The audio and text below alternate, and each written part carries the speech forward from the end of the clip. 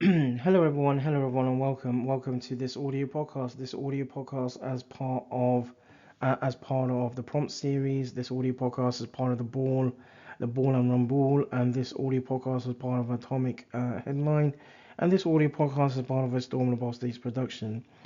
So, in following the intro, a little bit in around some generic background or context and around application of molecular techniques to microbiological diagnoses.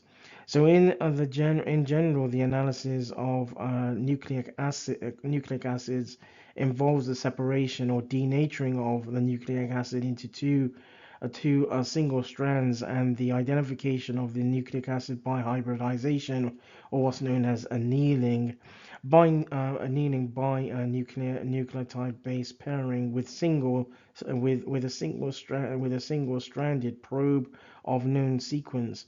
As with all diagnostic assays and methodologies for detection of microbial or microbiological nucleic acids, need to achieve a balance between specificity, reducing the number of false positives, and sensitivity, thus reducing the number of false negatives.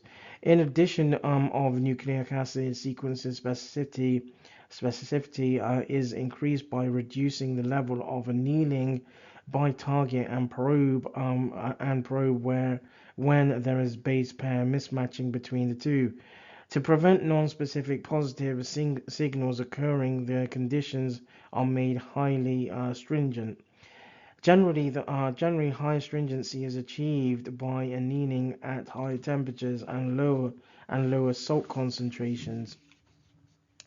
Some of the methodologies that have been and are still utilized in